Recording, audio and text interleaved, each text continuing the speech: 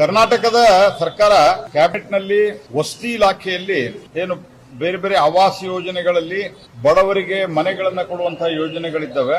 ಅದರಲ್ಲಿ 15% ಧರ್ಮ ಆಧಾರಿತವಾಗಿ ಮುಸಲ್ಮಾನರಿಗೆ ಕೊಡಬೇಕು ಅನ್ನುವಂತಹ ತೀರ್ಮಾನವನ್ನ ಮಾಡಿದ್ದಾರೆ. ಮೊದಲು 10% ಮಾಡಿದ್ದು ಅದು ಆ ರೀತಿ ಇಟ್ ವಾಸ್ ರಾಂಗ್. ಆದರೆ ಈಗ ಅದನ್ನ 15% ಮಾಡಿದ್ದಾರೆ. ಯಾವುದೇ ಧರ್ಮ ಆಧಾರಿತ ಮೀಸಲಾತಿ in any form it is unconstitutional, it is illegal ಅನ್ನುವಂಥದ್ದು ಸುಪ್ರೀಂ ಕೋರ್ಟ್ ಜಡ್ಜ್ಮೆಂಟ್ ನಲ್ಲಿ ಈಗಾಗಲೇ ಬಂದಿದೆ. ಆ ಹಿನ್ನೆಲೆಯಲ್ಲಿ ಇವತ್ತು ಇದು ಕೂಡ ಒಂದು ಅನ್ಕಾನ್ಸ್ಟಿಟ್ಯೂಷನಲ್ ನಿರ್ಧಾರವನ್ನ, ಅಸಂವಿಧಾನಿಕವಾದಂತಹ ಸಂವಿಧಾನ ವಿರೋಧಿಯಾದಂತಹ ತೀರ್ಮಾನವನ್ನ ತೆಗೆದುಕೊಂಡಿದ್ದಾರೆ. ಕರ್ನಾಟಕ ಸರ್ಕಾರ ಮೊದಲು 4% ಕಾಂಟ್ರಾಕ್ಟ್ ದಲ್ಲಿ, ಬಹುಶಃ ಇಡೀ ದೇಶದಲ್ಲಿ ಎಲ್ಲೂ ಇಲ್ಲ, ಕಾಂಟ್ರಾಕ್ಟ್ ದಲ್ಲಿ 4% ಅವರಿಗೆ ರಿಸರ್ವೇಶನ್ ಇಡುವಂತಹ ಒಂದು ದುಸ್ಸಾಹಸವನ್ನ ಮಾಡಿದ್ರು.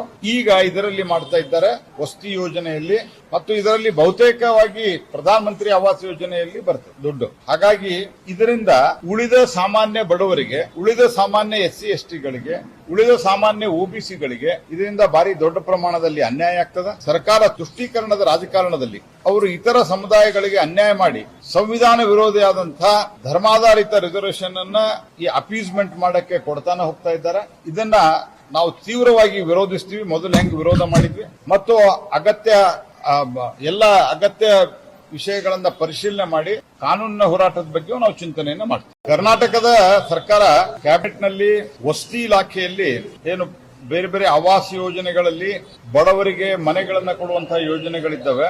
ಅದರಲ್ಲಿ 15% ಧರ್ಮ ಆಧಾರಿತವಾಗಿ ಮುಸಲ್ಮಾನರಿಗೆ ಕೊಡಬೇಕು ಅನ್ನುವಂತಹ ತೀರ್ಮಾನವನ್ನ ಮಾಡಿದ್ದಾರೆ. ಮೊದಲು 10% ಮಾಡಿದ್ದು ಅದು ಆ ರೀತಿ ಇಟ್ ವಾಸ್ ರಾಂಗ್. ಆದರೆ ಈಗ ಅದನ್ನ 15% ಮಾಡಿದ್ದಾರೆ. ಯಾವುದೇ ಧರ್ಮ ಆಧಾರಿತ ಮೀಸಲಾತಿ in any form it is unconstitutional, it is illegal ಅನ್ನುವಂಥದ್ದು ಸುಪ್ರೀಂ ಕೋರ್ಟ್ ಜಡ್ಜ್ಮೆಂಟ್ ನಲ್ಲಿ ಈಗಾಗಲೇ ಬಂದಿದೆ. ಆ ಹಿನ್ನೆಲೆಯಲ್ಲಿ ಇವತ್ತು ಇದು ಕೂಡ ಒಂದು ಅನ್ಕಾನ್ಸ್ಟಿಟ್ಯೂಷನಲ್ ನಿರ್ಧಾರವನ್ನ, ಅಸಂವಿಧಾನಿಕವಾದಂತಹ ಸಂವಿಧಾನ ವಿರೋಧಿಯಾದಂತಹ ತೀರ್ಮಾನವನ್ನ ತೆಗೆದುಕೊಂಡಿದ್ದಾರೆ. ಕರ್ನಾಟಕ ಸರ್ಕಾರ ಮೊದಲು 4% ಕಾಂಟ್ರಾಕ್ಟ್ ದಲ್ಲಿ, ಬಹುಶಃ ಇಡೀ ದೇಶದಲ್ಲಿ ಎಲ್ಲೂ ಇಲ್ಲ, ಕಾಂಟ್ರಾಕ್ಟ್ ದಲ್ಲಿ 4% ಅವರಿಗೆ ರಿಸರ್ವೇಶನ್ ಇಡುವಂತಹ ಒಂದು ದುಸ್ಸಾಹಸವನ್ನ ಮಾಡಿದ್ರು. ಈಗ ಇದರಲ್ಲಿ ಮಾಡ್ತಾ ಇದ್ದಾರೆ ವಸತಿ ಯೋಜನೆಯಲ್ಲಿ, ಮತ್ತು ಇದರಲ್ಲಿ ಬಹುತೇಕವಾಗಿ ಪ್ರಧಾನ ಮಂತ್ರಿ ಆವಾಸ್ ಯೋಜನೆಯಲ್ಲಿ ಬರ್ತದೆ ದುಡ್ಡು. ಹಾಗಾಗಿ ಇದರಿಂದ ಉಳಿದ ಸಾಮಾನ್ಯ ಬಡವರಿಗೆ, ಉಳಿದ ಸಾಮಾನ್ಯ SC ST ಗಳಿಗೆ, ಉಳಿದ ಸಾಮಾನ್ಯ OBC ಗಳಿಗೆ ಇದರಿಂದ ಭಾರಿ ದೊಡ್ಡ ಪ್ರಮಾಣದಲ್ಲಿ ಅನ್ಯಾಯ ಆಗ್ತದೆ. ಸರ್ಕಾರ ತುಷ್ಟೀಕರಣದ ರಾಜಕಾರಣದಲ್ಲಿ ಅವರು ಇತರ ಸಮುದಾಯಗಳಿಗೆ ಅನ್ಯಾಯ ಮಾಡಿ ಸಂವಿಧಾನ ವಿರೋಧಿಯಾದಂತಹ ಧರ್ಮಾಧಾರಿತ ರಿಸರ್ವೇಶನ್ ಅನ್ನ ಈ ಅಪೀಸ್ಮೆಂಟ್ ಮಾಡಕ್ಕೆ ಕೊಡ್ತಾನೆ ಹೋಗ್ತಾ ಇದ್ದಾರೆ.